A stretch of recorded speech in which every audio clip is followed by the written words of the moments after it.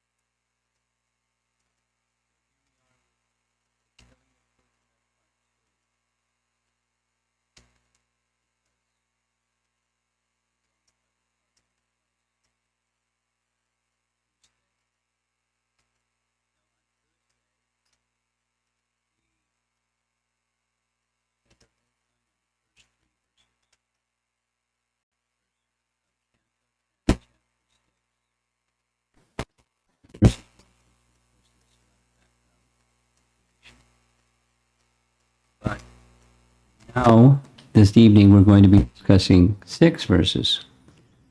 And there's a reason why I'm going very slow. There's 2 reasons. Our acharyas have commented extensively on this, not only our acharyas, but this is a celebrated pastime. And as a result, not only Srimad Bhagavatam verses, but this Purana and that Purana and this source and that source. You're going to have to come around. So this, you'd want to look at this with your phone, Super Soul phone.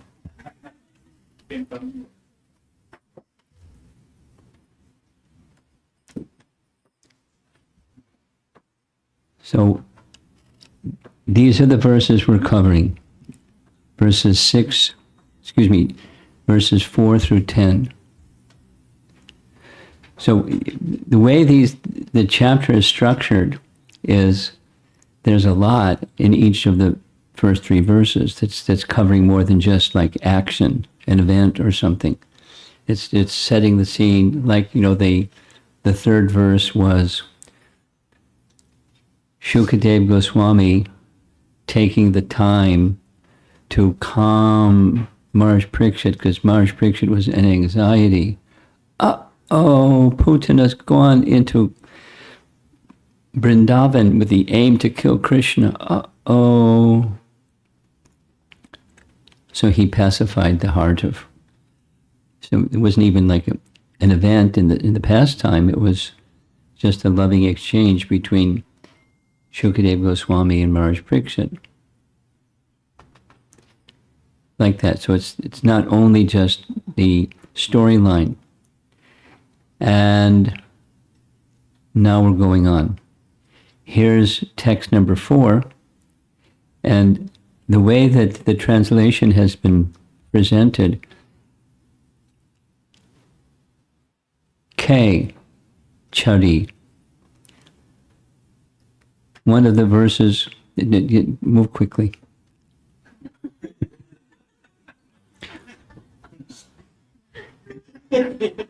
One of the verses in Bhagavad Gita, Krishna says, I am the sound in ether, Shabda K. So K, K-H-E, is ether or sky. So K, Chari. A K, Chari, is a witch that travels in the sky. We heard about it. I'll say it. I asked our translator for the Chinese group, is there such a thing as witches that travel on broomsticks and have all that? It's in Chinese folklore too. And Prabhupada writes in the Bhagavatam verse that it's still present in northwest India. Witches travel around on broomsticks or broken branches of trees, and they do their thing. So K-Chari, so she's Putana as a K-Chari. She travels the English translation, wandering in outer space. Kechari. And Yoshitva. She's a woman, but has some powers to transform her weird-looking Putana features into a very beautiful. And that it helped her get into places where she wouldn't get in otherwise, like private places. She just was so astoundingly beautiful that no one said anything. She just will hear. So those are two key words. Putana Nanda Gokulam. Once upon a time, Putana Rakshasi, who could move according to her desire and was wandering in outer space, converted herself by mystic power into a very beautiful woman and thus entered Gokula, the abode of Nanda Maharaj. So here's the Putana image. Here's Vishwanath Chakravarti Thakur's commentary. To enact the pastime of killing Putana, Krishna's Leela Shakti inspired Putana to enter Gokula as if invited by death to be killed. She was to be killed. She came with a different mission. With this intention, this verse is spoken. Then, one evening, Putana entered Gokula by flying through the sky. Utpatya. By mystic power, Putana took on the form of a beautiful woman. There's this Yoshitva phrase again. And he continues, all the Vrajvasis were so much enamored by Putana's beauty that they gave her access to all the houses in town. You know, a stranger, she just walks in. Welcome.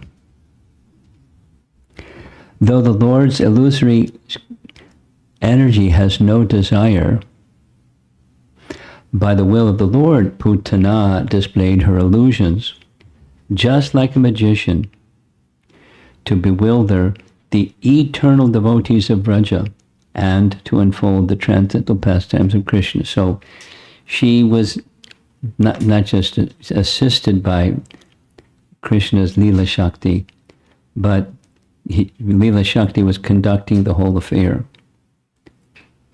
I mean, she had a role to play, but she was just part of a drama. That was Leela Shakti's drama. That was Vishwanath's commentary. Here's Jiva Goswami's commentary on this verse. She went at night, according to Parashara and Vaishampayana, flying in the sky. So witches like to travel at night. Now, who's Parashara? Parashara is the father of Vyasadeva. Parashara is the father of Vyasadeva. And Vaishampayana is Vyasadeva. So both persons, that means Parashara Muni is the main speaker in Vishnu Purana. So Vishnu Purana has an account of this whole pastime. So the memory that they had of all these different references, when you read their commentaries, they know so much. It's just right at their fingertips. They must have had a big library. Because she was of ferocious demeanor, she transformed herself into not just a woman, but a beautiful woman. Now, Vallabhacharya has also commented on this pastime. You all know, well, you may not all know. Who is Vallabhacharya? Anyway, Vallabhacharya is not in our disciplic line. He's in another disciplic line, Pushtimarg, and he has the following things to say.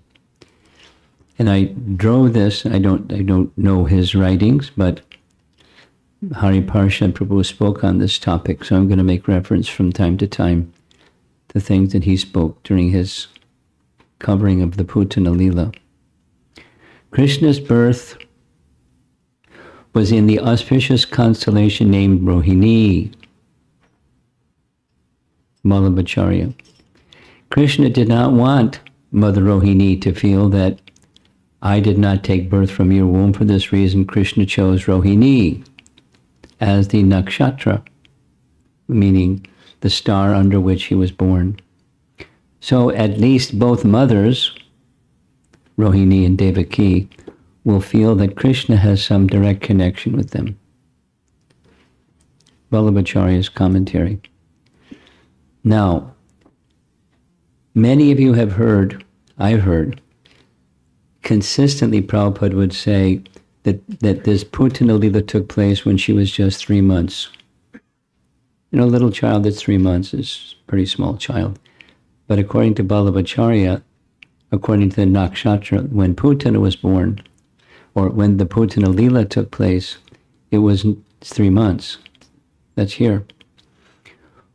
While Krishna was born during the auspicious constellation of Rohini, Putana had selected a very specific day and time for killing the child in a very calculated manner. The 6th day from Rohini Nakshatra was the inauspicious Nakshatra, Aslesha. In the Jyoti Shastra, Aslesha is considered as Gandhamula Nakshatra, or one of the inauspicious nakshatras. Astrologically, it is Mrityu Yoga. We know what Mrityu means. Death.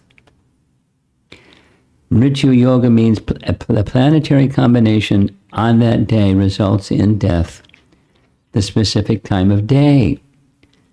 Visha Ghatika is a particular time of the day having a duration of 24 minutes, which is associated with poison and death. Within these 24 minutes, everything happened. At least on the authority of Vallabhacharya, the pastime of Krishna's dealing with Putana was 6 days after his birth, not 3 months. And consistently, Prabhupada would say 3 months, but pretty authoritative. You do that. The constellation calculation. It can't be 3 months. Question. Someone might ask, how could Putana, being a demon, enter Krishna's abode? There's a big sign at the gate of Vaikuntha, no demons allowed. How could she enter? In order to create the pastime of Putana coming to Vraja, Yogamaya spread her illusion. Now we've had a little bit of discussion. Some of you were present for that little bit of discussion. Yogamaya is Purnamasi, or Purnamasi is Yogamaya. And then we're hearing also about Leela Shakti. We heard a little bit about Leela Shakti, and that term Leela Shakti that's in the Puranas has another name, an equal name, Vrinda Devi.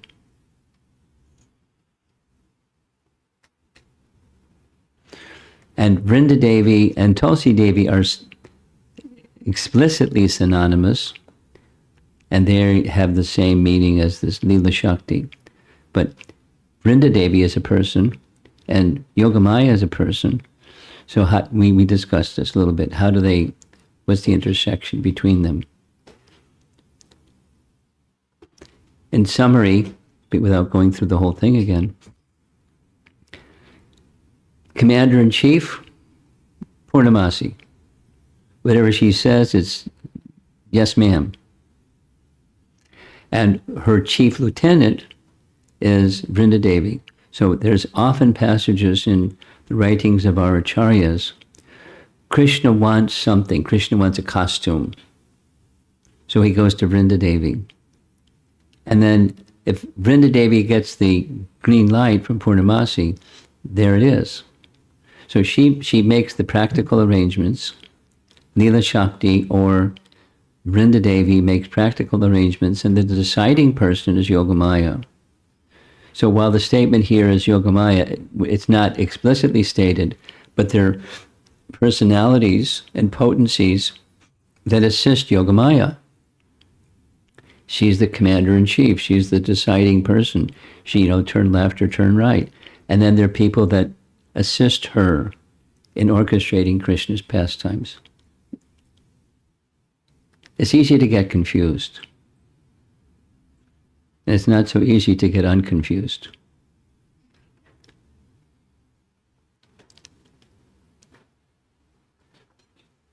Now, our ladies in the back, you're going to have to get your phone out, or else come and sit over here, because the screen is over here.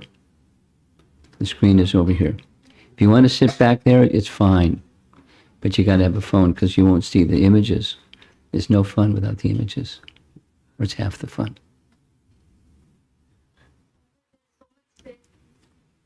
Ladies? You're going to translate. Okay. But if those of you that would like to see the screen, there's lots of space. If you want to sit back there, it's okay. Okay, here we go. In order to create the pastime of Putana coming to Vraja, so how'd she get into Vraja? She's a demon. Yogamaya spread her illusion. By the influence of Maya or Yogamaya, Putana did not divert her gaze, but overcoming all people, stared only at the child in Nanda's house. She is Vyavasayatmika Buddhi. She's a yogi. She knows her mission, kill Krishna. This is Jiva Goswami. Like an ember covered by ashes, this metaphor is used repeatedly. An ember covered by ash, so it's fire, but it doesn't show flame. It just shows kind of the red glow, and then there's ashes, so you don't see the red, you don't see the flame, but she's fire. No one could see powers within Krishna, since Yogamaya made him appear like an ordinary child, though he could at once manifest powers like a blazing fire. So in this case, the metaphor is Krishna was the fire covered by ashes. Look at this, another reference discussing the same pastime. Putana Moksha from Garga Samhita, first 3 verses, chapter 13.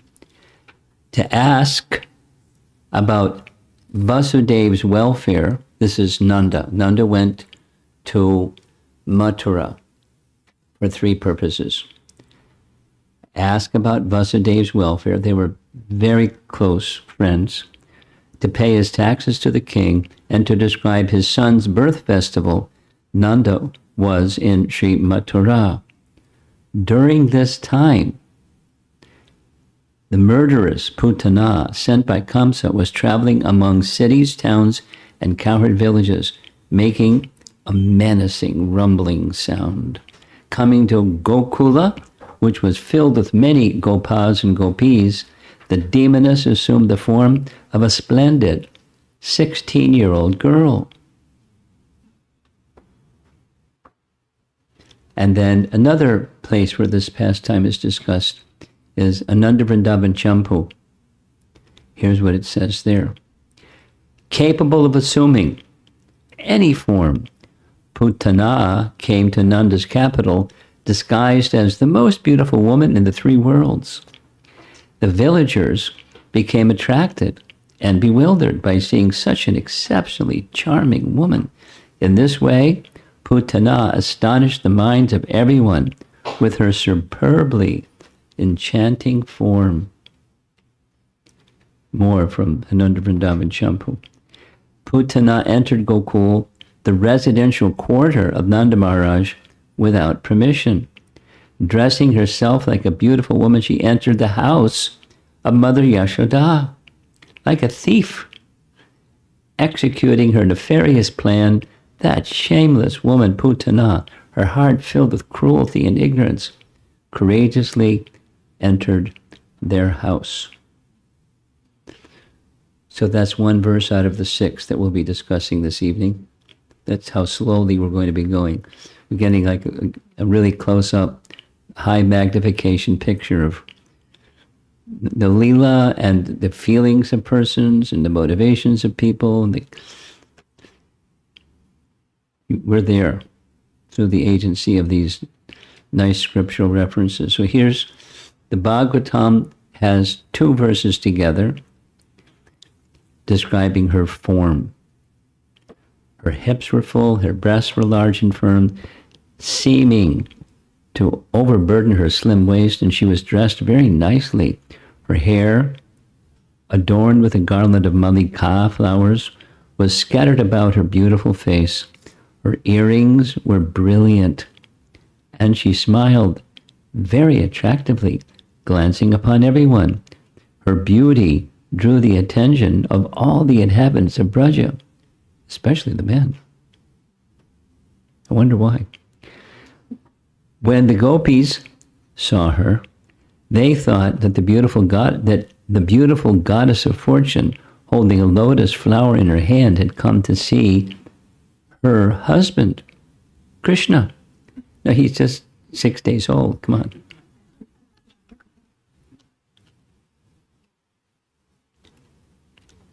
More. This is Vishwanath Chakravarti Thakur's commentary.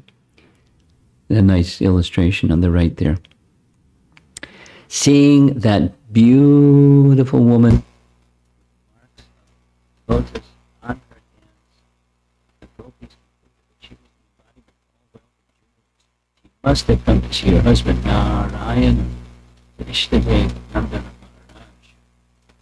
Putana had broad waist, breast contrasted to her thin waist. She was attractive.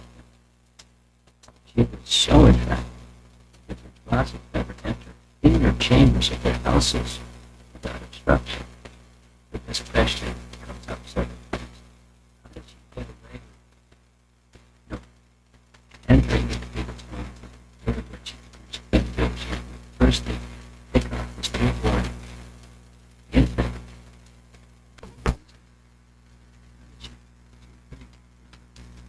But which were not only with remedies, but it was also the internal potency, the shakti, orchestrated vibration for its purpose.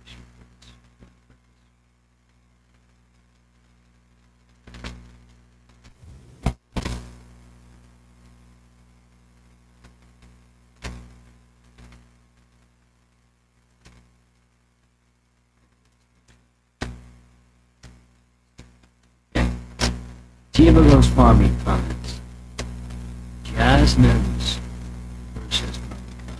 Jasmines bound together were tied in her hair, making her very beautiful. Her face was decorated with locks of hair, shining with the effulgence of her swinging earrings. She was acting attractively to Gopal. She was goddess of fortune trio.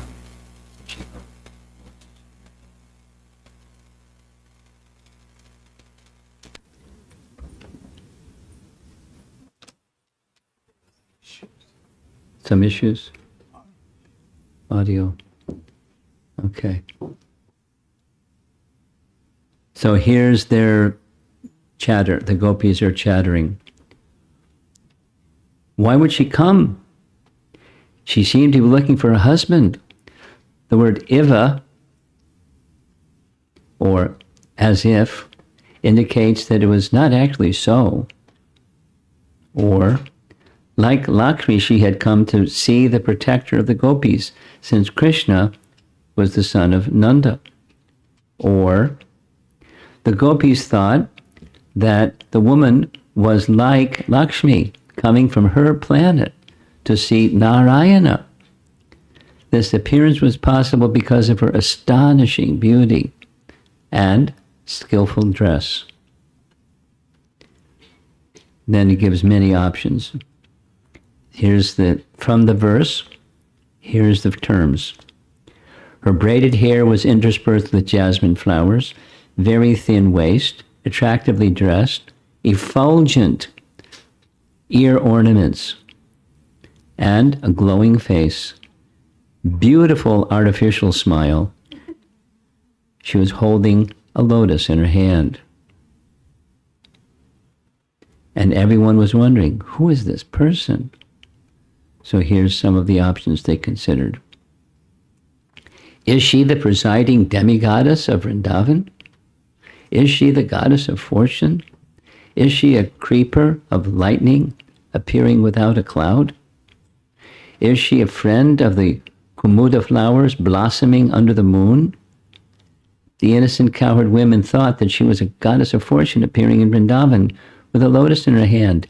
They wondered if she was the goddess Bhagavati, Gauri. Or is she the presiding deity of the material elements, Durga? Is she the consort of Indra, the queen of Varuna, the consort of Agni Dev? Has she appeared to give affection to my son? Yashoda wondered, am I Krishna's mother or is she?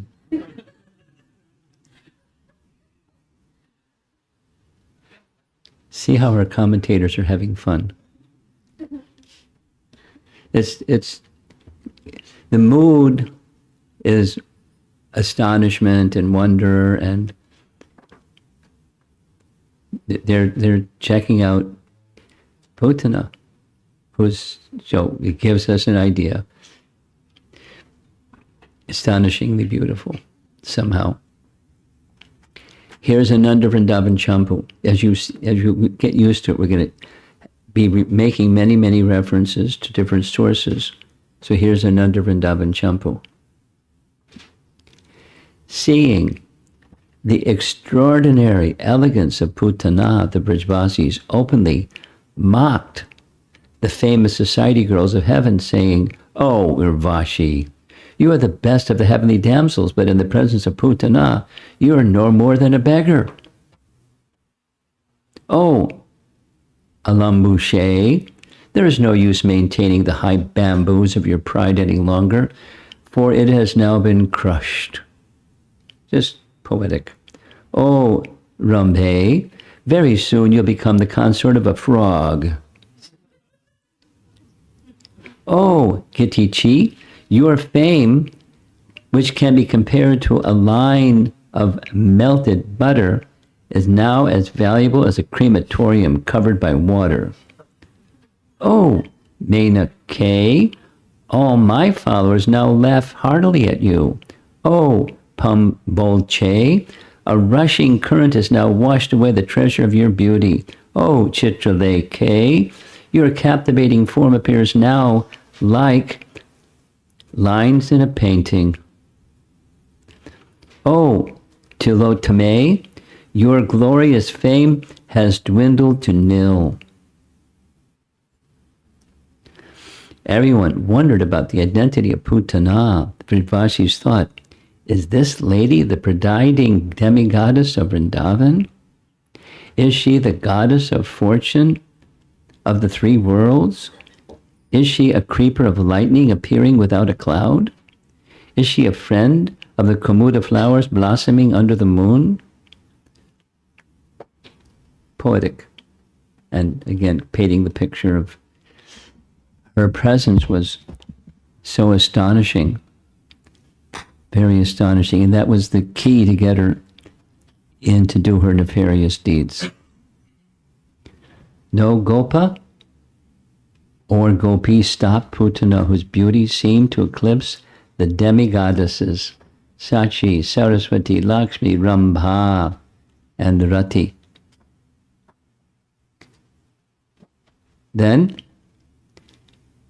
Jiva Goswami, in one of his sources other than commentary on the verse, he discusses this in chapter 5 of Gopal Champu. Gopal Champu. As a snake puts a mongoose in its lap thinking it's a mouse. Mongooses eat snakes. So as a snake puts a mongoose in its lap thinking it is a mouse, Putana fearlessly put Krishna on her lap, thinking of easily killing him. So the format of Gopal Champu is a dialogue between two brahmanas. One brahmana asks a question, the other brahmana gives an answer. So Snigdhakanta is asking questions. Oh, elder brother, why did the two mothers means Yashoda and Rohini, very good. Why did the two mothers not prevent the unknown woman and not consider her identity? Madhukanta, the elder brother. It was previously said that Yogamaya was the cause. And Putana used a tricky means to execute her task. When Putana entered the village, she took a form like a pot, ornamented with gold bells, hiding her nature as a snake. Her breasts were covered with tears and flowed with milk. In this way, she bewildered the two women. So there's some discussion between Putana and Mother Yashoda and Rohini, again from Gopal Champu. Oh Yashoda, Putana to Yashoda, you have become very hard because of many duties. Therefore, Rohini, with steady affection for your son, has been of great benefit. Keeping the tender child on the bed, you must carry out many duties, and you do not pay full attention to the child. One keeps the life air in the heart, what to speak of keeping this child dearer than the life air in the heart. Your hearts are as hard like those of demons, as Lakshmi. By my extraordinary powers, I heard about this son and have come immediately. Just as the jasmine becomes joyful in spring, in the same way my eyes become joyful on seeing this child. My breasts, spreading auspiciousness everywhere, are flowing with nectar. If the child drinks this nectar, he will attain a perfect body. I will become his nurse and give him happiness. So there's 3 verses out of 6. We're doing pretty good. Text 7. So there's this asad antakam and yadrichchaya and agnim ivahitam bhashi. So those are phrases that we'll spend some time with. We already heard the covered like a powerful fire, covered by ashes. That's this image, fire covered by ashes. So that was Putana. We heard already this similar metaphor of Krishna wasn't showing his full capacity purposefully. Then comes this phrase, yadrichchaya, see in blue.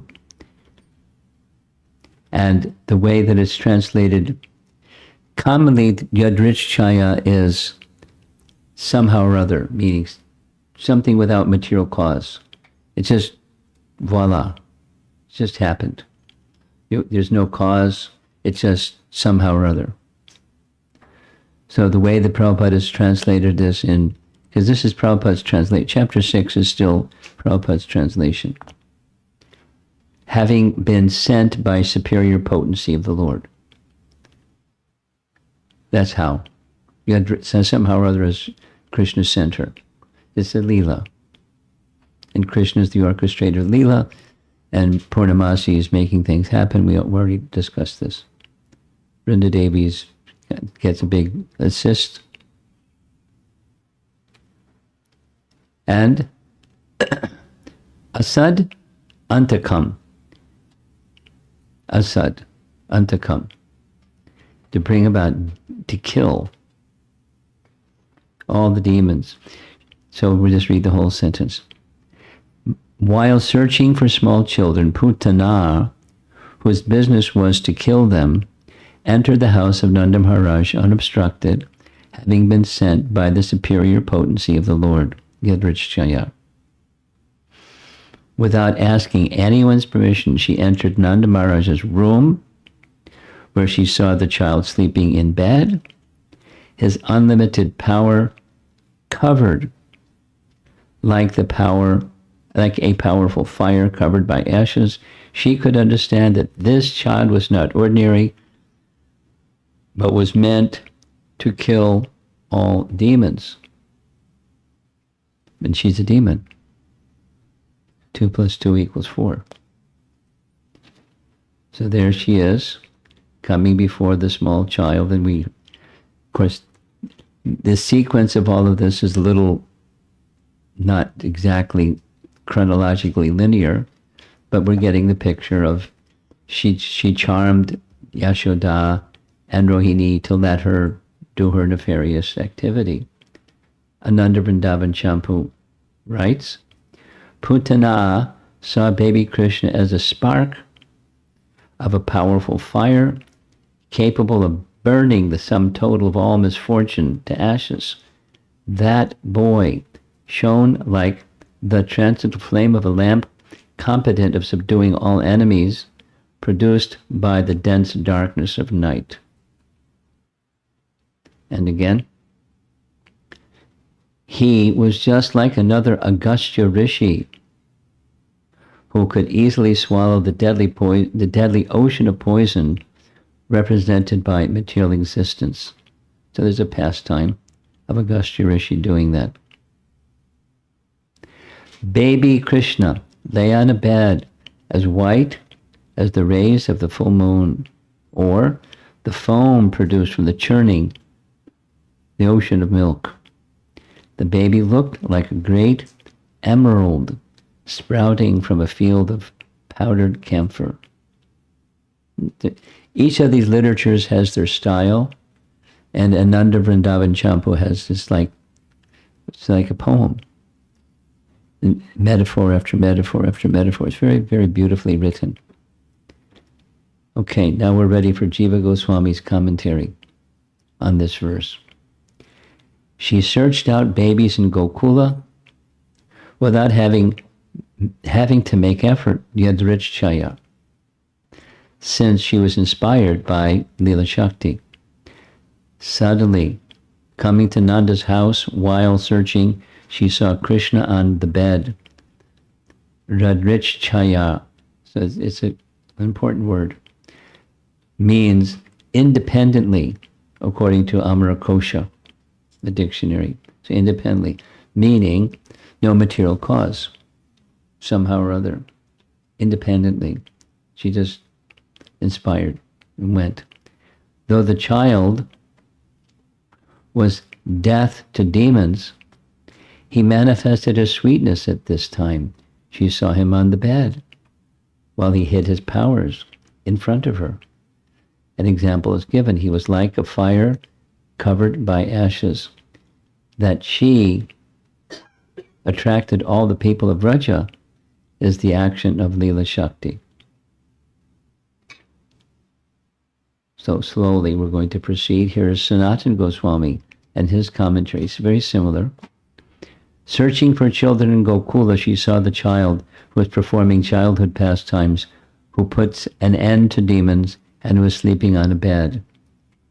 This also excludes Balaram, as the child described, since he sometimes overlooks the demons. Balaram was in Rohini's house. Balam indicates that Krishna was performing Bala pastimes, as is his nature, or it expresses Shukadev's special bhakti, because that word is in the verse. Krishna caused the great power of Putana to be destroyed. This indicates his great power. An example is given.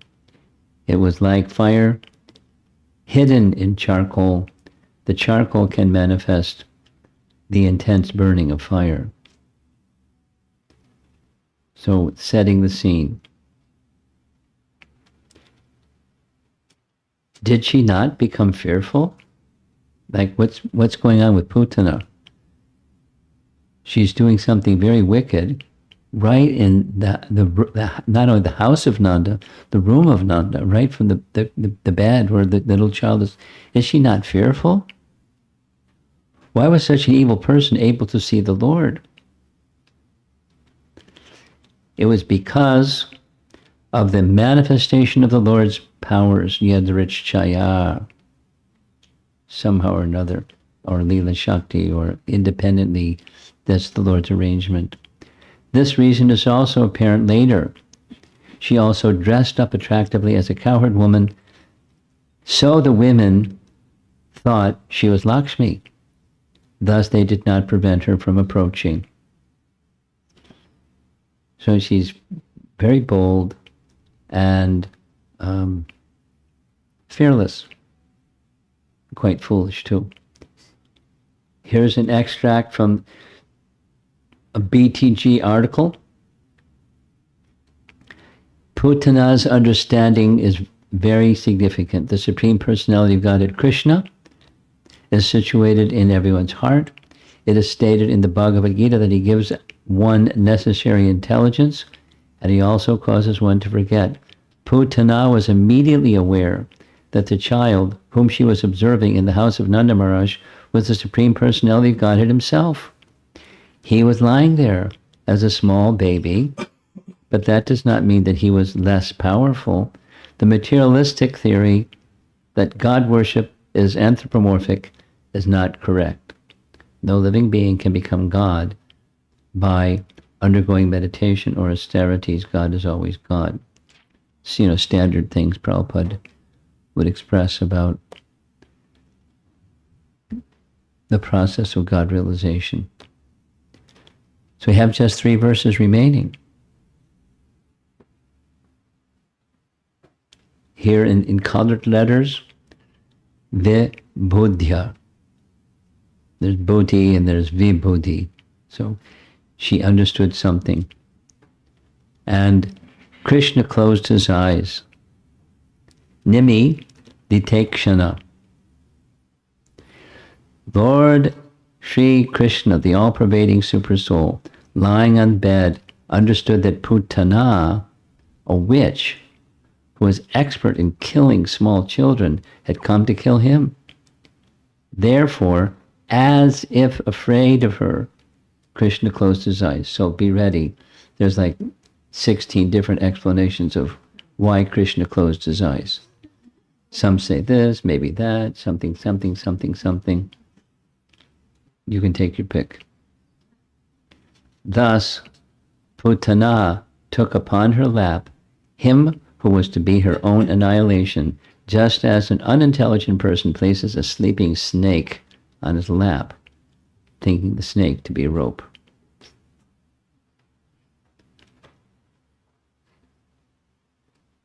So here's Prabhupada's commentary. Here it is shown an opportunity for the Lord's power of omniscience, Sarva Gyata Shakti, power of omniscience, to render service at a time of approaching evil. Though Krishna could understand Putana's identity, he lay there with his eyes closed, like a normal child. This is Vishwanath Chakravarti. Then Putana placed him in her lap. He is called Ananta, without end, and Antakam, he who brings about the end. This was an opportunity for his destructive energy, Samhara Shakti, to operate. That person who is without limit in all space and time, Putana held on her lap. Antakam and Ananta are also contradictory words to express this wonder. or Adbhuta Rasa. So, Antakam, Ananta means without end, and Antakam means he who brings about an end. He has no end, and he brings about an end. So they seem contradictory terms, and it's, according to Vishwanath, it's purposeful. It's to create astonishment, or Adbhuta Rasa. The pastimes of Krishna have different potencies. The narration of Krishna's pastimes also have different potencies, and the potencies of, he's pointing out, then the choice of terms is to create in the person hearing it, especially if you know Sanskrit, astonishment. It's a particular secondary rasa out of the 33. Astonishment. He who has no end is bringing about the end. As a foolish person holds a sleeping snake, thinking it is a rope, so Putana foolishly held Krishna, thinking him an ordinary, helpless child.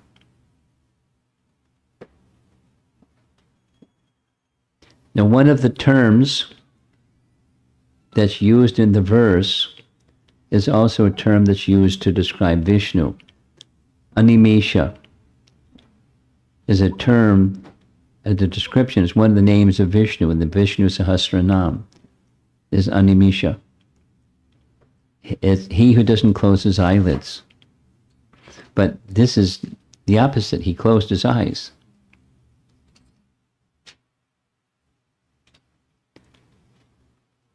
And the place where Shukadeva Goswami, where Sutta Goswami is narrating this, is in Naimisharanya, Naimishe, Animisha Kshetra. Animisha Kshetra is the place of Lord Vishnu, whose eyes are always open. Naimishe, Animisha Kshetra, Rishaya Shonakadayaha. In a holy place in the forest of Naimisharanya, the great sage headed by the sage Shonaka assembled. It's one of the earlier verses in Canto 1.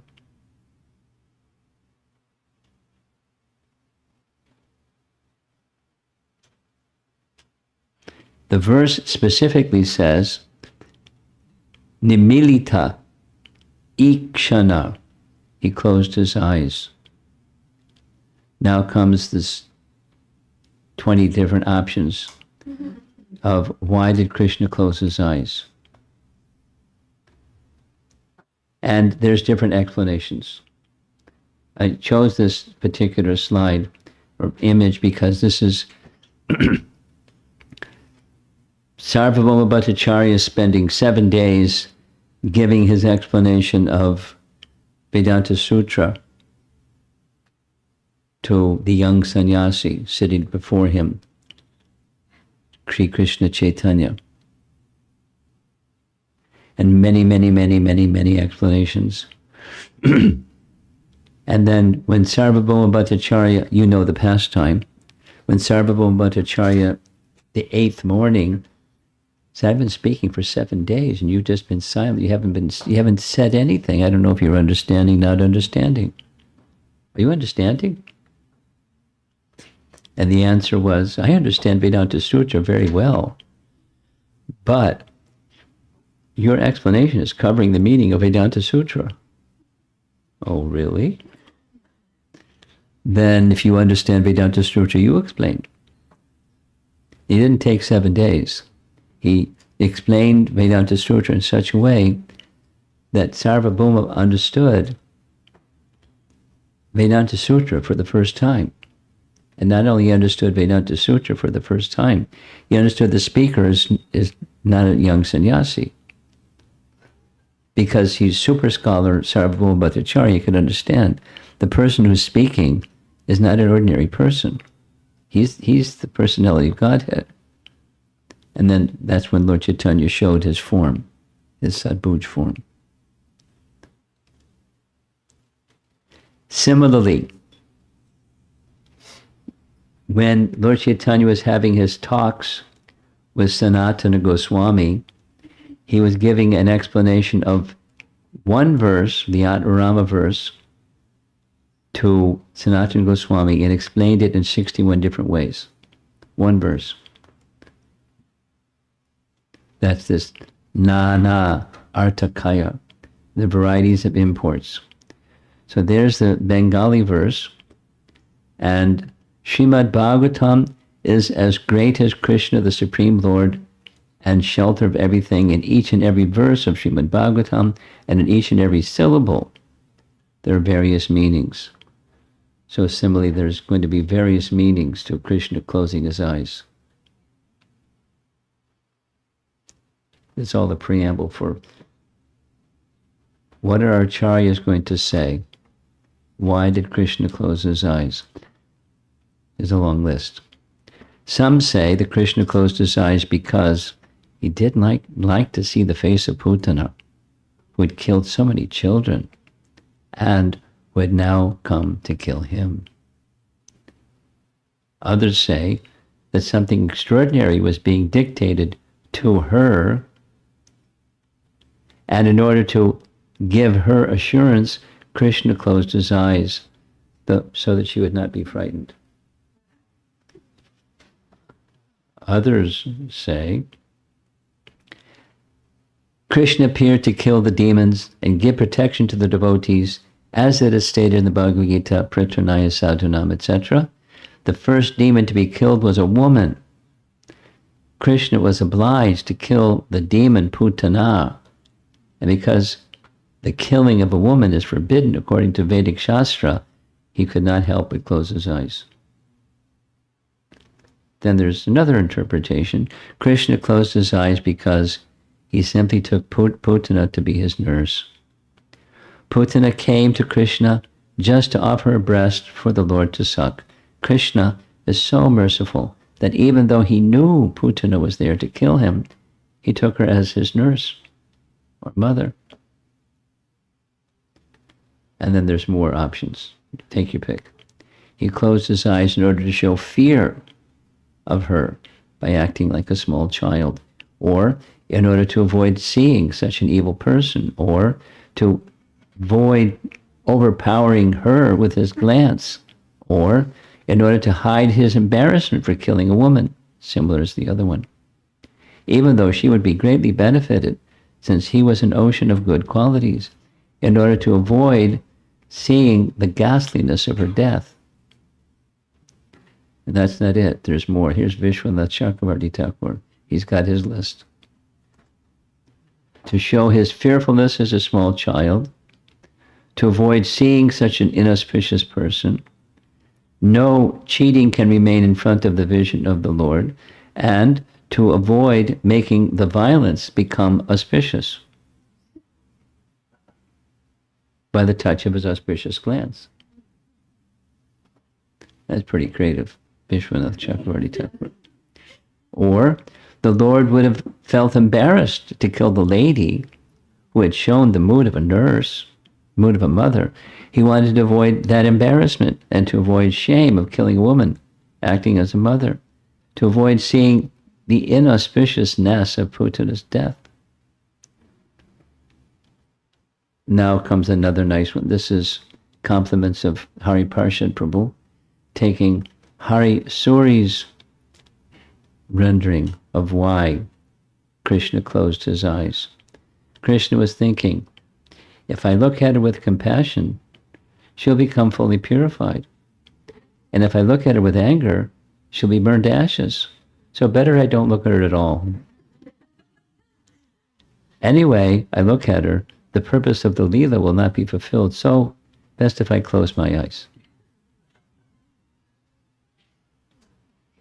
So here's yet another from an author who is a commentator from the Nimbarka Sampradaya.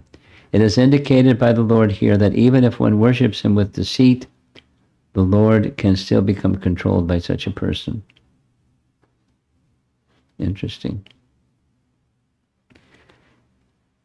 In the past time, of Trinavarta, the Lord became so heavy that even Mother Yashoda wasn't able to pick him up or keep him on her lap. When the Lord wants, he becomes so heavy that nobody is able to pick him up, what to speak of feeding him milk. Although the term used in this verse is Ananta, he nevertheless allowed himself to be picked up on the lap of Putana. The reason Sri Shuka Shuddhi gives is this. Somebody may be very deceitful, but if that deceiver worship the Supreme Lord in the mood of a mother, the Lord becomes controlled by such a deceitful person also, at least for some time. This is indicated by the Lord here. So we have just 2 more verses to cover for this evening. Roaring along.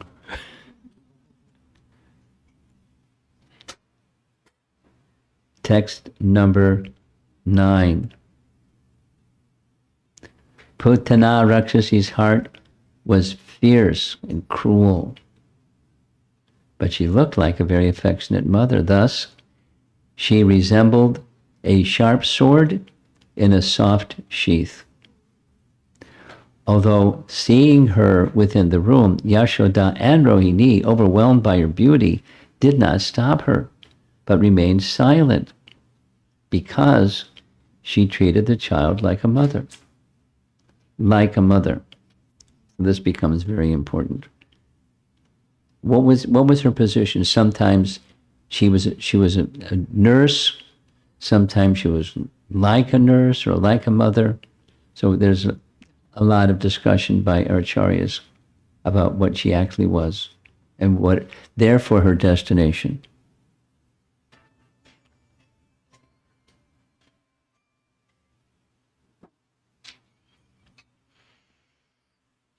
So here's Srila Prabhupada. Sometimes a beautiful woman is dangerous because everyone being captivated by external beauty, maya, mohita, is unable to understand what is in her mind. Those who are captivated by the beauty of the external energy are called maya mohita. Quotes from Bhagavad Gita. Mohitam nabijanati mamebhya paramavyayam. Then similarly from the Bhagavatam. Na te vidu swartakatim Vishnu.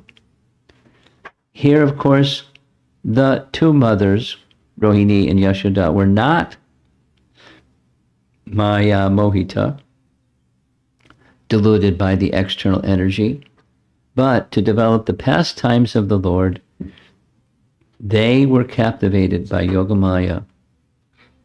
Such Maha Moha is the action of Yogamaya. It's important. They're observing this whole thing right in front of their eyes, and they're not speaking up. So they're under the influence of Yogamaya to assist the pastime to move forward. And sure enough, the pastime moves forward. There she is, looking like a nice lady, but right behind her, look at that feature. Ooh. Putana played the part of a sweet deceiver who outwardly speaks pleasing words but harbors cruelty within her vicious heart. She exactly remembered a well covered with grass in order to trap a wild elephant.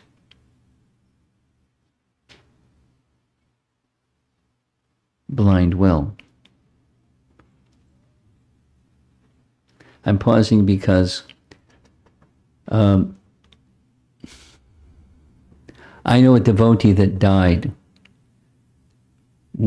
going on some errand of service at night, and when he was walking, he fell into a blind well and died. It just crashed to the bottom of the well. So blind wells are dangerous. I learned a lesson. There aren't such things in America, but this happened in India. Just out at night doing some loving service and met his death. So she is being compared. She exactly resembled a well covered with grass in order to trap a wild elephant. Her attractive form rivaled the jeweled sheath of a deadly sword. Although assuming the form of a desired creeper, Putana posed as a poisonous plant. Again, Ananda Vrindavan Champu is filled with these poetic images. It's just the style of that literature, Ananda Vrindavan Champu. Again, the question is raised, why didn't they stop? This verse answers the question. Putana acted like a very attentive mother. Externally, she was gentle, but inwardly, she was cruel. Putana resembled a sharp sword concealed in a soft leather sheath. Overwhelmed by Putana's influence, Yashoda and Rohini thought that perhaps Ambika, Indrani, or Lakshmi of the celestial regions had come to feed Krishna out of motherly love. Thus they passively watched her pick up the child. So it's important to remember these two mothers, they were present during the whole event. You can say their presence created auspiciousness, but the question is, why did they permit it? They saw her in the room, near the child, as the best of women, though she had a cruel heart and crooked activities. Though they saw her, they just stood there. They did not stop her because they were bewildered by her beauty, since she was affectionate like a mother. Or they were overcome by the Lord's power, since he wanted to suck Putana's life air. Otherwise, they would have prevented her, and she would have not been able to put Krishna on her lap. Though cruel-hearted, she had charming actions like a mother. Vama cheshtatam. She did not seem wicked. Evil persons cannot suddenly enter another's house. They had faith that she was a good woman. Thus, they did not do anything. Overpowered by her beauty and charm, she was capable of doing her actions like a knife in a sheath. It goes on. This is, again, Ananda Vrindavan Champu. The poetry is going to be displayed. Displaying motherly affection, Putana held the baby on her lap. Yashoda and Rohini wondered, is this woman Bhagavati Gauri? Or is she the presiding deity of the material elements? Is she the consort of Indra, the queen of Varuna, or the consort of Agnidev? Has she appeared here to display affection toward my son? Thinking thus, they did not prevent Putana from offering her breast milk to the baby. At that time, Vrajeshwari Yashoda thought, am I the mother, or is this woman the mother of my child? Fearlessly, Putana picked up baby Krishna and cuddled him in her lap. The compassionate Lord, who is absolute knowledge personified, acted unaware of the situation.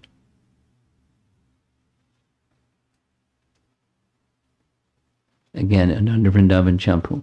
Yashoda and Rohini watched attentively as Putana expressed motherly affection toward Krishna by pressing her poison-covered nipple into his mouth. His soft, copper-colored lips resembled drinking cups made of the petals of a cluster of banduka flowers. Expert at performing pastimes, Krishna skillfully sucked out both Putana's milk and her very life, which left her helpless and stupefied. So, the next section is going to be she leaves her body screaming, and then so many other things happen. Okay, the last verse for this evening. On that very spot, The fiercely dangerous Rakshasi took Krishna on her lap and pushed her breast into his mouth. The nipple of her breast was smeared with a dangerous, immediately effective poison. But the Supreme Personality of Godhead, Krishna, becoming very angry at her, took hold of her breast, squeezed it very hard with both hands, and sucked out both the poison and her life. And she's screaming, coming up, "Leave me!" She's in a lot of pain. So here's some images. Lord Krishna was not angry at Putana for his own sake. Rather, he was angry because the Rakshasi had killed so many small children in Brajabhumi. Therefore, he decided that she should be punished by having to forfeit her life. And so he did. He held her breast so tightly with his two hands that she could not pull him away. Filled with anger that she was going to kill all the children of Braja by offering her breast to them, his Shakti of destruction, Samhara Shakti, sucked out her impure life. So Krishna has many, many, many, many potencies at his disposal. Hara is take away. Samhara Shakti is the Shakti of destruction. He did not personally do this, though we may say a man cuts down the tree. Actually, it is the axe held by the man that cuts down the tree. Similarly, is stated that Krishna sucked out her life heirs, though actually it was his Samhara Shakti that performed the work. No, the Shaktis move according to the will of Krishna. Ichha Shakti controls lots of other Shaktis.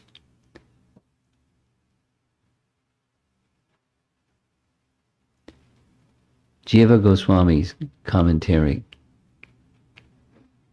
This anger was also temporary and then transformed into the greatest mercy. To indicate this, Krishna is called Bhagavan, filled with qualities like compassion which never leave him. This will be revealed later. Since he was absorbed in his infant pastimes, his Shakti acted on his behalf. All his Shaktis performed appropriately since they were waiting for opportunities to serve while he was absorbed in his infant mood. Sridhar Swami says that Krishna understood that this poison was not suitable for food. Poison cannot kill a person filled already with poison, namely Putana. Therefore, he thought, I will mix her life heirs with mine in order that they become purified by association. That's Sridhar Swami. Very creative, isn't it? Sanatana Goswami. He drank as if angry, since in drinking her life heir, he was most merciful to her. This becomes clear later. And one more, we're almost done. This is Shri Hari Suri, compliments of Hari Parshad Prabhu. He writes in his commentary, according to Dharma Shastra, she was fit to be killed. Therefore, the Lord is going to kill her. The Lord need not deliver her from birth and death, but still, the Lord is going to deliver her from birth and death. What is the reason? Quote, a person may be traversing on all the incorrect paths of life, or may be completely toxic in behavior, but if that person holds me close to the heart even once, then I will definitely liberate them. This is the clear message from the pastime of Putana. So he's taking the poison, he's taking her life air, and he's delivering her all in one swoop.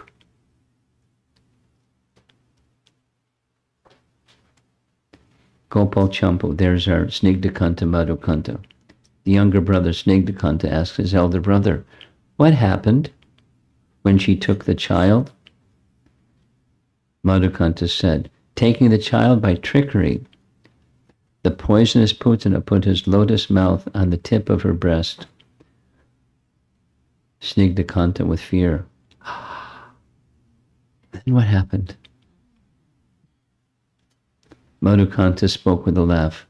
On seeing this evil she-demon in place of his mother, Krishna purified her of her milk and the faults of her body by the power of his anger, which kills. Because of the slight resemblance of a motherly attitude in her, he adopted a sweet attitude, as if spreading perfume over her body, and then sucked her milk with anger. Just like the Ganga purifies the water from the Karma Nasa river, I don't know what that means. The milk from Putana's breast became purified by Krishna's drinking it. What's the Karma Nasa river? It must be an upstream river and somehow flows into the Ganga. It gets purified by contact with the Ganga. Something like that. So that's our last slide. And that's only 10 verses. We've gone for like 3 hours. It was 2 more sessions. The next session is going to be her screaming, and her body gets really big, and they chop her body because they don't want any residual effect of evil influences to come, so they burn her body. Her body is several miles long, and they have big choppers and put on a big fire, and smells like incense. Anyway, that's the next section.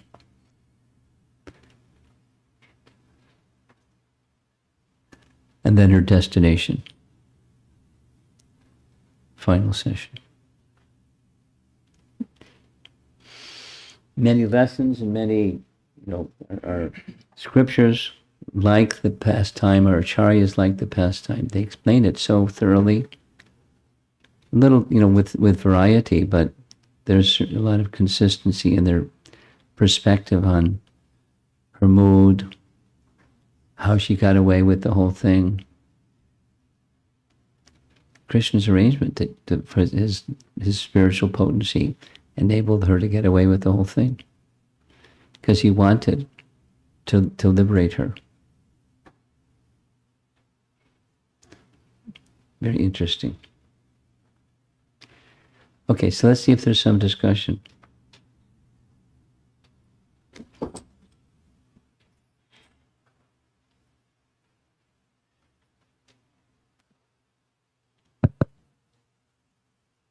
It works. Yes. Maharaj, I was thinking about this 20 different explanations from the acharyas. Yeah. On why Krishna closed the eyes. I was thinking why the different varieties, because they're all pure devotees, but everyone has their own kind of revelation. Why is it just because the varieties based on how they have that connection with Krishna, or how do we understand? It's everything is beautiful. Everything is nice to hear. You're not questioning that. Why the variety, please? Yeah.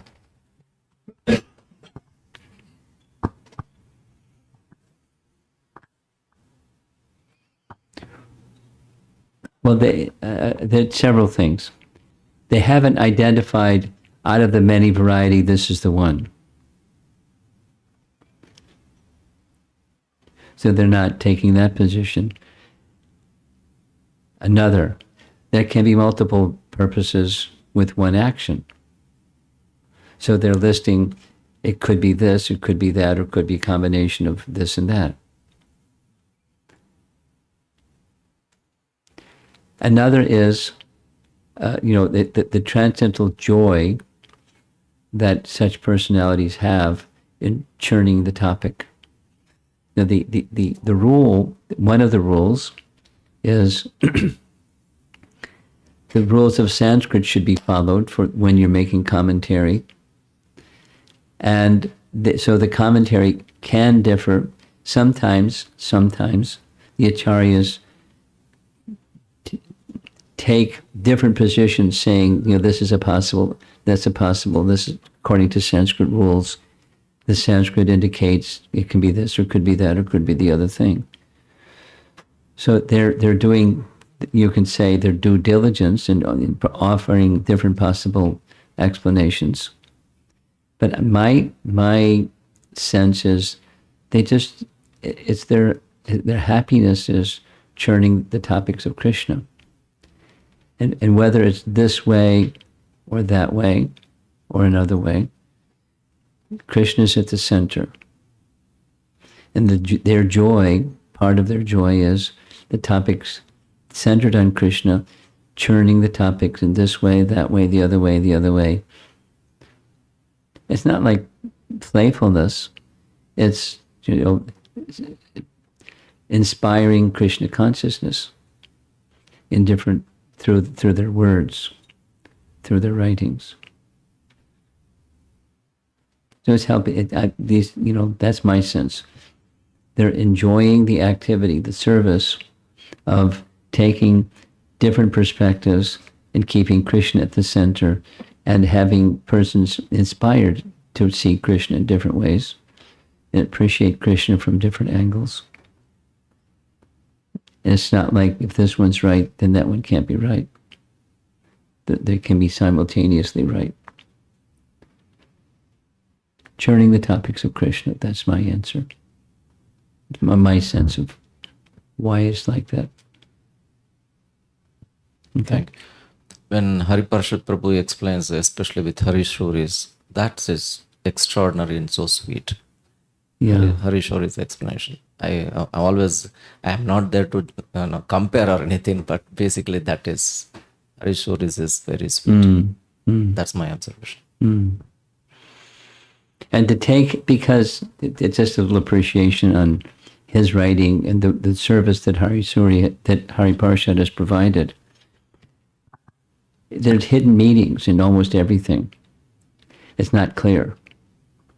It takes a lot of deep contemplation to get the meanings of that's hidden or embedded within his explanations. Often, not all cases, but it's very sweet. It's kavi, poetic. Like the Ananda Vrindavan Champu is poetic in a certain way. It's using metaphor and simile and, nice language to create a picture that's very colorful and flows very nicely. And then there's another kind of poetry that's like what Hari Suri does. It's concealed and there's layers and layers.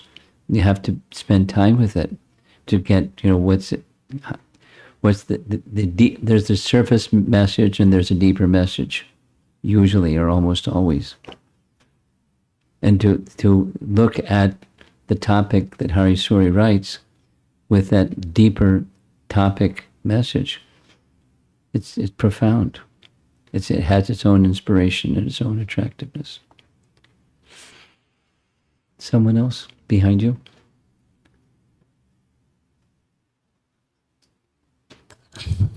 Maharaj, here we are hearing about Krishna, and we also know that there are many incarnations, expansions, plenary expansions from Krishna.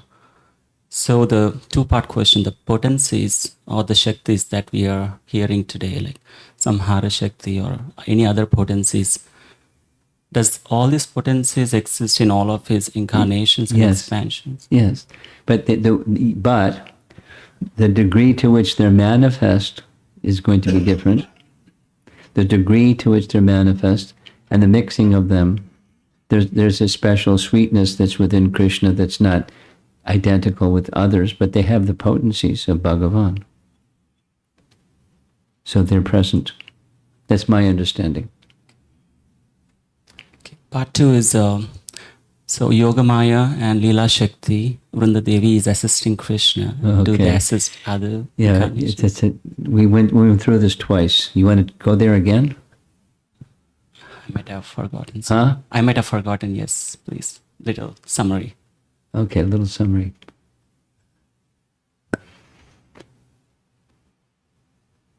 What I'll do is I'll pull up this, not right now, but maybe when I get back, I'll pull up the slide where Jiva Goswami is laying out this term means this and from this source and so forth. So I'll just send it again and then we won't go there one more time. Essentially, in a simple summary way, it starts with Jiva Goswami starts with the term Leela Shakti.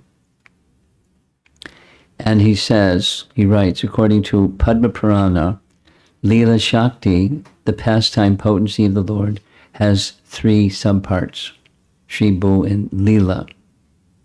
Or, I was commenting, it's also elsewhere said Neela, Shri Bhu and Neela, or Shri Bhu and Leela.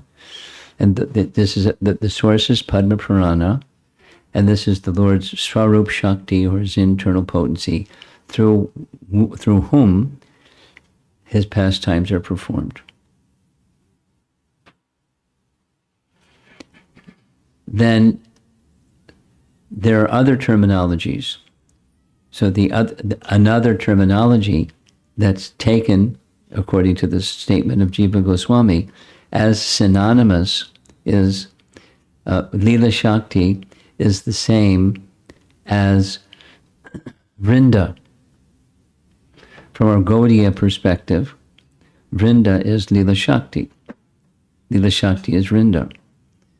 And then another name for Vrinda, depending upon the circumstance, is Tulsi. So rather than expanding and expanding, that's the little summary. So it's a one-to-one relationship, Leela Shakti and Vrinda. So that means that Vrinda has some sub-potencies. And then the relationship between Vrinda or Leela Shakti, this is my understanding, not Jiva Goswami hasn't spelled it out this way, but from my reading, the Yogamaya potency personified by Purnamasi, she is like the queen or the empress. And when she says yes or no, that's it. And then Purnamasi, sometimes gets together with Vrinda and says, please arrange the following. Or sometimes Krishna just directly asks Vrinda, please arrange something. But it's to be understood, it's with the approval of Purnamasi. So she's the commander-in-chief, and she has a lieutenant that performs according to the commander-in-chief. That's Vrinda. Then Vrinda has her agents and does things through her sub-potencies and so many other ways things happen. So that's a little sketch, the nomenclature. That can get confusing. And one other point that I mentioned before, it's not this bucket and that bucket and the other bucket, and there's never any mixing of the buckets. It's not always so exclusively defined like I just described. Sometimes there's a mixture. Different commentators will use in different ways sometimes. But that's kind of a general picture. Compliments of Jiva Goswami. Can I understand this way in the Jaya Vijaya Hiranyaksha Hiranyakashipu, how they became the episode when Kumaras has cursed them? Is Yogamaya playing a role there? What do you think? That's what I'm understanding. Okay, well, you're asking the question. I'm asking your question. Yes. That's confirming. Pastime potencies are carried out through personality. Something else? You have something? Go ahead. Go ahead. Hare Krishna Maharaj. This is about the verse 3, last couple of classes. Um, Parikshit Maharaj understands that he is the Supreme Lord, Krishna is the Supreme Lord, but still is concerned about what is going to happen. Generally, when we hear this kind of pastimes, we will know that, okay, how the Lord killed the demon. Then what is going to, how Krishna is going to get he's going to get killed or not. So we will know that the Krishna is the Supreme Lord. But is it because of lot of absorption that Parikshit Maharaj is concerned, or I was just trying to understand that?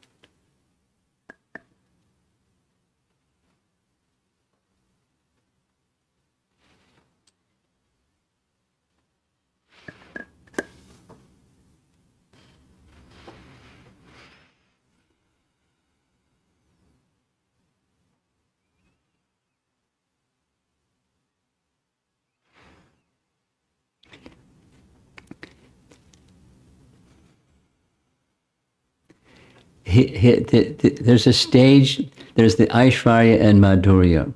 In the Aishwarya picture of the Supreme Person, Maharaj Parikshit understands Krishna is supreme. There's no uncertainty. He understands Krishna is supreme. At the same time, he has an attachment for Krishna that's not just Aishwarya related. That is, there's an intimacy in his relationship with Krishna. The intimacy relationship with Krishna may eclipse the Aishwarya feature to the degree where he's feeling the feelings that he's feeling. And it's just a narration. It's something that happened already. But some emotion is being churned by the narration of Shukadeva Goswami. So why is it? Because there's an intimacy in his relationship with Krishna that he feels the feelings that he's feeling, that eclipses his understanding of the Aishwarya aspect.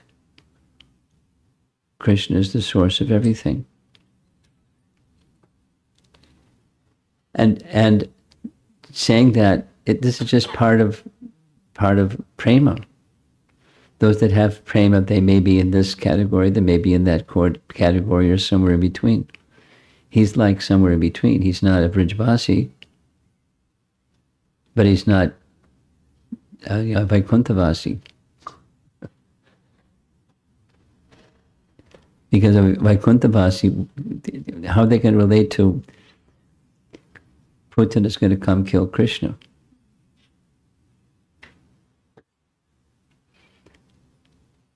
It's his heart's orientation of intimacy with Krishna that he's feeling those feelings. Although he doesn't say them, we understand he has them because Shukadeva Goswami is addressing them. And by our commentators, it's revealing why he's saying that verse number 3. To pacify his heart. You don't need to, there's no need to worry.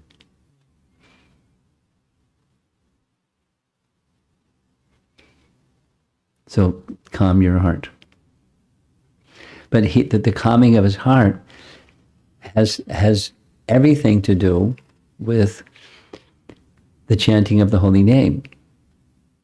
Because in Vrindavan, there's the chanting of the holy name. Where the holy name is there, these kinds of dangers can't help, can't harm.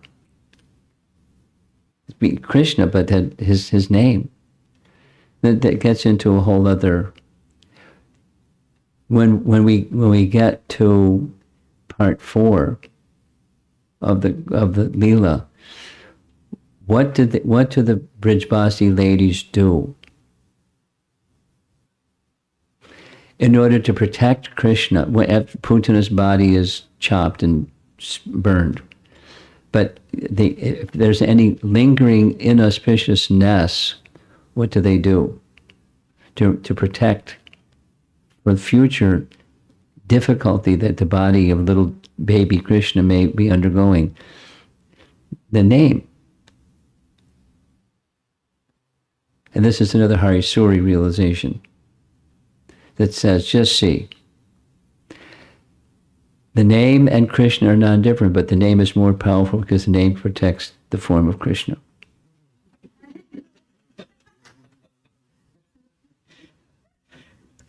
Name protects. Yes, they're non-different, but the name protects.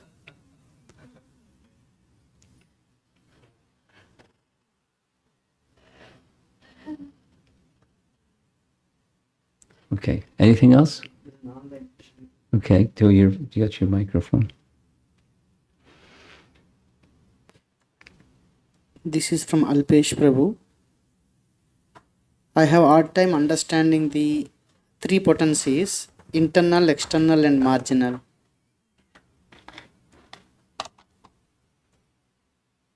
How can you put it together as one?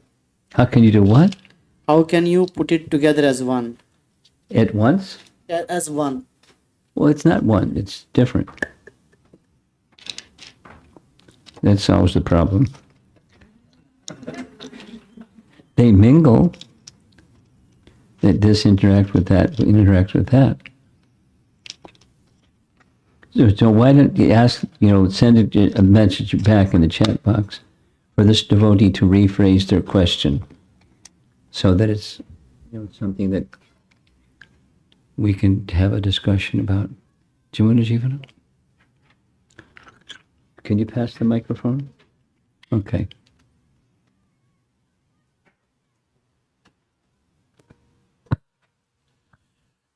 Two questions. So I was feeling some scare and pain of how deceptive Putana is, And walking into... Effective. And effective, you said? And effective. Deceptive and effective. Yes. This is the spiritual world.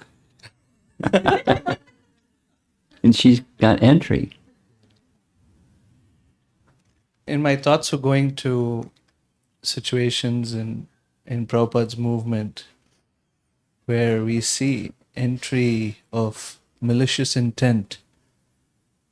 We were just in Gita Nagari recently speaking with Adarshi Prabhu about his experience, for example. And there's some other examples too that were coming to mind. And it was by Krishna's grace, there was a successful outcome after a long time. Somewhere in between also, there was a mention of how sometimes it is seen that Krishna allows the deception to continue for some time. He allowed her to come in and then sucked out that maliciousness from her. So, I don't know that I have a clear question. Maybe my question is how, as we go look to the future for sacred movement, how do we address ourselves when we detect such potential malicious intent? I have a quick answer. It's easier to say than to do, but the quick answer is there had to be qualified administrators. Because that's what this administrative function is, give protection. And I don't want to go into it, but the example that you made reference to had to do with negligence from the administrative side. And that allowed what happened. And very detrimental, but it was administrative negligence. So now, how to not have administrative negligence? You have to have qualified administrators, and the qualified administrators have to be alert. And not all qualified administrators are alert. So it's a combination of the two, guna and karma. We have to have qualified administrators. Now, how Prabhupada built the Hare Krishna movement with people that weren't qualified. And he was very diligent with those who he was training to be good administrators. And if they weren't good administrators, they were replaced with people that were capable to be trained at least. And even in those circumstances, there was mischief because they weren't. So the answer is qualified administrators, like qualified brahmanas and qualified administrators, minimally. So looking forward, your question is what to do, what to protect. Qualified administrators, not easy to come by.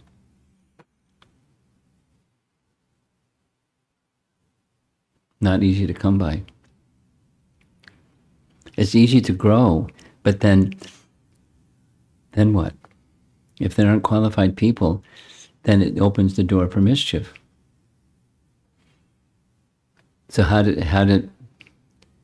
like Prabhupada's example, boil the milk? Okay, growth, but now that's Purnamasi, the commander-in-chief, giving the direction to the troops.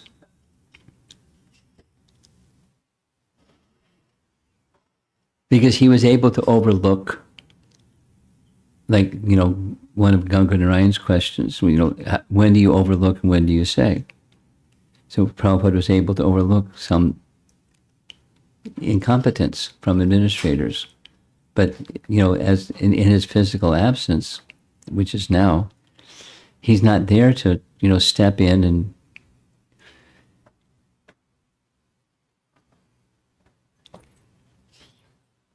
so the administrative head, has to be very qualified.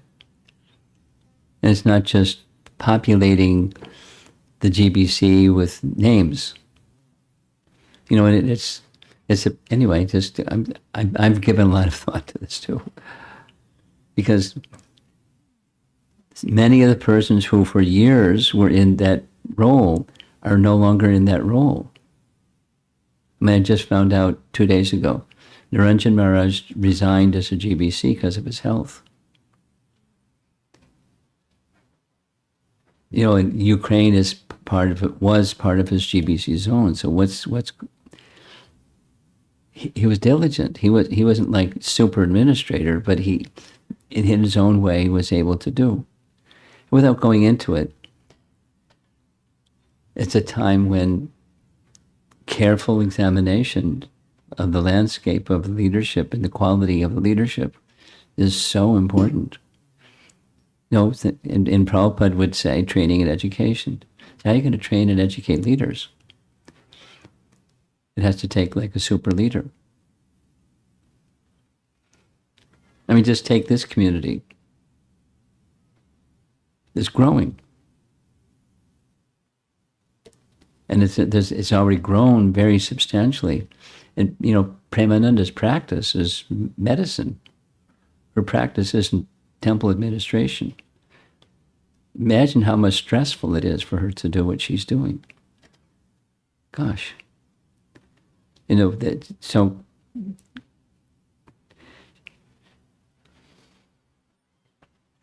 and then what's the succession plan? It's not just put somebody in there. Without there's, drill on that topic and it gets, I'm spending time because it's a substantial concern. So the Putana mischief maker, when we get to the end, there's the Bhaktivinoda Thakur explanation of each of the demons killed by Krishna represents some anartha, and Krishna deals with those anartha features. So Krishna is our protection, but we can't just be complacent. You have to be vigilant.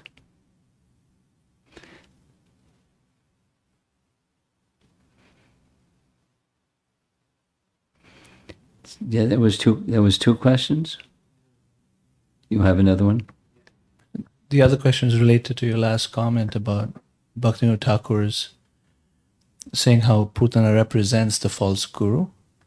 My question was, so that's expressed by Bhaktivinoda Thakur in, I think, Krishna Samhita, where he lists all the demons and their corresponding anarthas. Yes. The question is, was that revelation by Bhaktivinoda Thakur's deep insight, or is there scriptural reference to that we're aware of? I don't know the answer to that question. My sense is it's his intuition or revelation, but is there a scriptural reference? I don't know.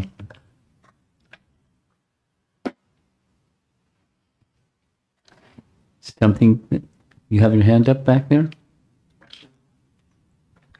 Yes? No? No. Okay. Anyone else here? Oh, okay. If you have time, I have 3 questions. What's that? I have 3 questions. 3 questions. Small questions, I think. One, in one of the slide where it said Bala, and the commentator said Bala did not indicated Krishna and not Balaram, because Balaram overlooks demons. There was a statement like that. Yeah, I didn't understand it. I just put it in it because it was made. I'll go back to that slide and see if I can find from the commentator if he expands that explanation. But your question is my question, or we share the same question. My next question is, Does anybody else in the room want to respond to this question? Mark, I just think about Duryodhana, where he overlooked Duryodhana's atrocities.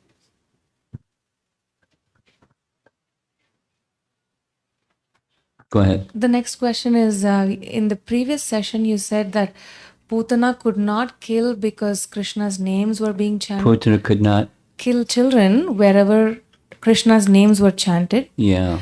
And then in a sequence of slides, one of the slides said Krishna was angry because she had killed children. And then in the very next slide, where the tree was being cut, Yeah. in that slide it said Krishna was angry because she was going to kill children. So just details, I suppose, but I'm wondering, how do we understand that? That the first part of what you're referring to was something that Jiva Goswami said, that actually he didn't kill children. And then the next part of what he said, which there's no explanation. Children he did kill were related to Kamsa. Right. So that's in one slide, a contradiction. So did she or did she not? So the consistency says she did. But, who were those who were on the receiving end of her killing? Then that comes all kinds of questions of what's their previous life before they were children to get, such a punishment, being killed by Putana, be poisoned by Putana. So stepping back from, it says this here and says that there, and there seems to be a contradiction. There's definitely a contradiction. To me, maybe I should go back and clear out for future presentations, clear out those things that are contradictory.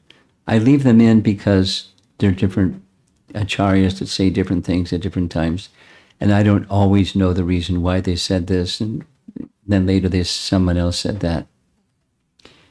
The gloss is she was killing children. That was her thing. She was good at it, and she was effective at it. She killed children. And the last question. question is, again, one of the slides said that she was aware that when she looked at Krishna, she was aware that he was Supreme Lord. And How could she be aware that he was the Supreme Lord? That's your question. Well, this connects to something that you've said before, that is, to know Krishna means to love him. And so I was just connecting that point. And Okay. I should be more careful. I'm just taking statements from our acharyas and displaying them on these slides. So how is it?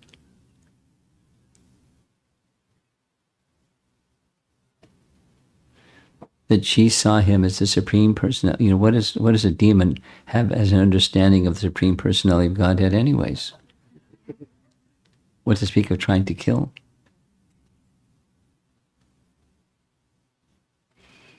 This has to see as ordinary.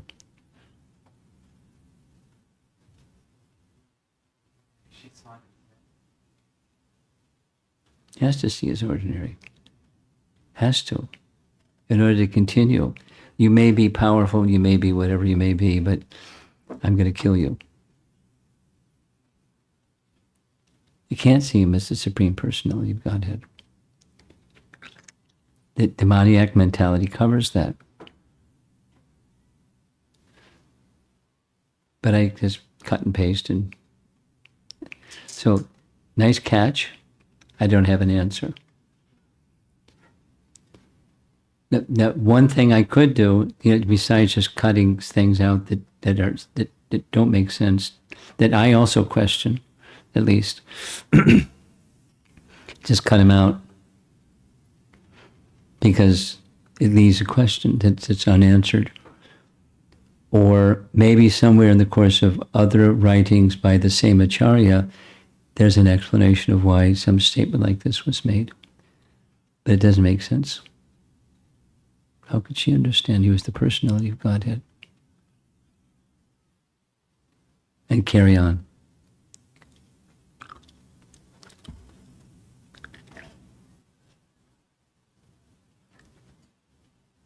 You're a good listener. Compliments.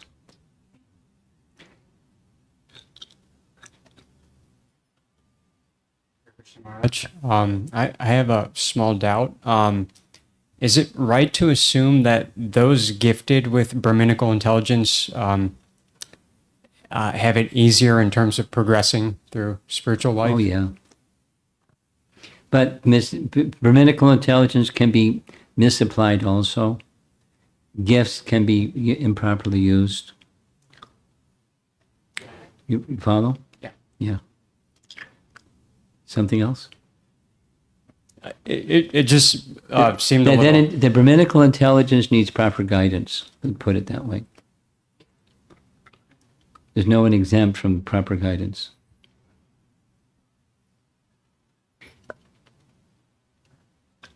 Okay, anything else? Way in the back.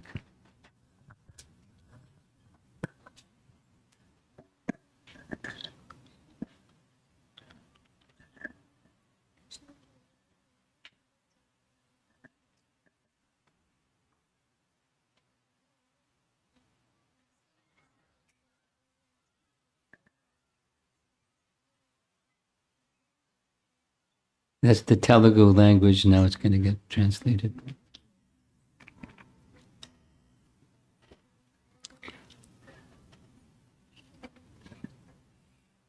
Well, the question is, here Krishna was angry because the other kids were killed by Putana. Yes.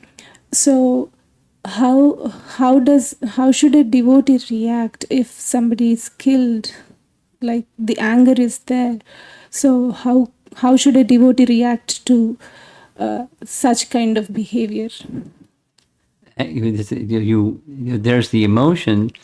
Now, how should the emotion take action? That's the question? More like it. More or less. You go to the administrator.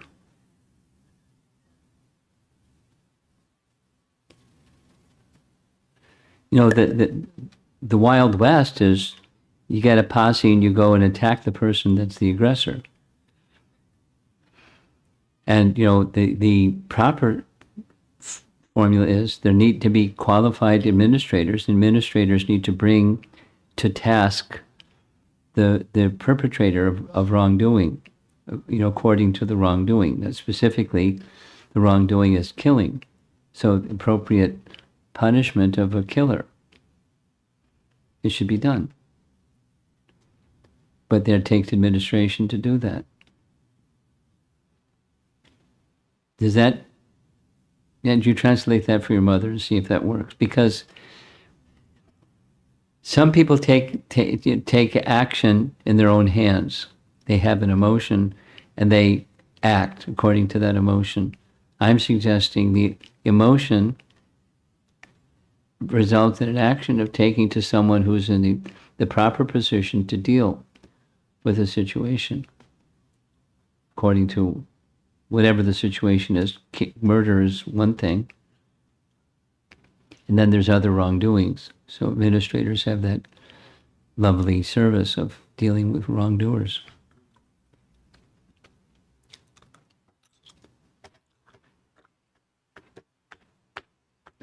Okay. That's it. Srila Prabhupada ki jai.